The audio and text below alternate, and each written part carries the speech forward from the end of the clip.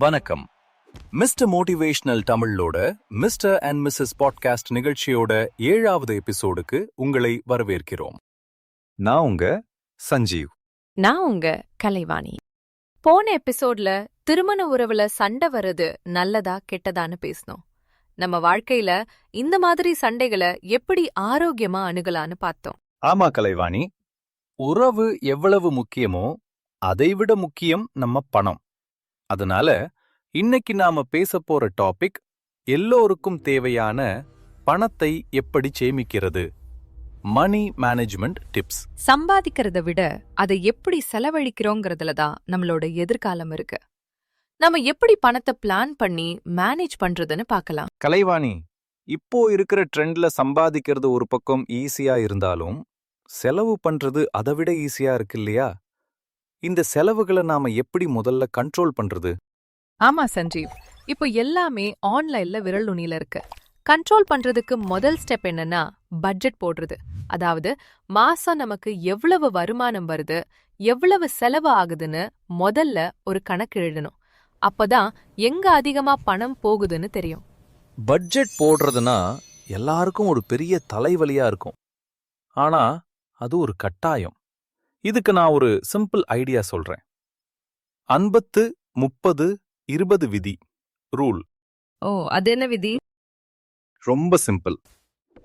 நம்மளோட வருமானத்துல 50% வீட்டு வாடகை, மளிகை சாமான் மாதிரி அத்தியாவசிய செலவுகளுக்கு ஒதுக்கணும். 30% சினிமா, வெளியில சாப்பிடுறது மாதிரி ஆசைகளுக்கும் விருப்பங்களுக்கும் ஒதுக்கணும். 20% கண்டிப்பா சேமிப்புக்கும் முதலீட்டுக்கும் ஒதுக்கிடணும். இது சூப்பரான ஐடியா. இந்த 20% சேமிப்புல தான் நம்மளோட எதிர்காலமே இருக்கு. இதை நம்ம முதல்லயே செஞ்சிடணும். அதாவது சம்பளம் வந்த உடனே சேமிக்க வேண்டிய பணத்தை எடுத்து தனியா வச்சிடணும். செலவு பண்ணி மிச்சம் இருந்தா சேமிக்கலாம்னு இருக்கவே கூடாது. கரெக்டா சொன்ன. அதுக்கு ஒரு வார்த்தையே இருக்கு, பே யோர் செல்ஃப் ஃபர்ஸ்ட். சரி, அடுத்து முக்கியமானது கடன், டெட். இப்போ எல்லாரும் கிரெடிட் கார்டு, லோன்னு நிறைய வாங்குறாங்க. கடனை எப்படி சமாளிக்கிறது? கடன்ல 2 வகை இருக்கு. ஒன்னு படிப்பு லோன், வீட்டு லோன் மாதிரி நல்ல கடன், குட் டெட். இன்னொன்னு அதிக வட்டி போட்டு வாங்குற கிரெடிட் கார்டு கடன் மாதிரி கெட்ட கடன், பேட் டெட். நம்ம முதல்ல இந்த அதிக வட்டி இருக்கிற கெட்ட கடனை தான் அடைக்கணும். ஆமா, கடனை அடைக்க அதிக வட்டி உள்ள கடன் எதுன்னு பார்த்து அதை வேகமா அடைக்க ஒரு பிளான் பண்ணணும். அதுக்கு ஒரு முக்கியமான உதவி என்னன்னா ஆடம்பர செலவுகளை தவிர்க்கிறது. ஒரு பொருள் வேணும்னா உடனே வாங்காம ஒரு 2 நாள் யோசிச்சு பார்க்கணும், உண்மையிலேயே நமக்கு அது தேவையான்னு. முக்கியமா நம்ம ஒரு எமர்ஜென்சி ஃபண்ட் வச்சுக்கணும். திடீர்னு வேலை போச்சுனா, இல்லனா உடம்பு சரியில்லைனா செலவுக்கு கஷ்டப்படக்கூடாது இல்லையா? குறைஞ்சது 6 மாச செலவுக்கு பணத்தை தனியா போட்டு வைக்கிறது ரொம்ப நல்லது.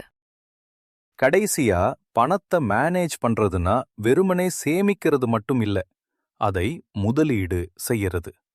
சும்மா பேங்க்ல பணத்தை போட்டு வச்சா பணவீக்கம் ஏறுறதால பணத்தோட மதிப்பு குறைஞ்சிட்டே போகும். ஆமா, கொஞ்சம் ரிஸ்க் எடுத்தா கூட பரவாயில்ல. மியூச்சுவல் ஃபண்ட், ஷேர் மார்க்கெட்னு எங்கெல்லாம் முதலீடு செய்யலாம்னு கத்துக்கிட்டு அதுல நாம பணத்தை போடணும். முதலீடு தான் நம்ம பணத்தை பெருசாக்கும். நண்பர்களே, மணி மேனேஜ்மெண்ட் பத்தி நீங்க என்னென்ன டிப்ஸை ஃபாலோ பண்றீங்க?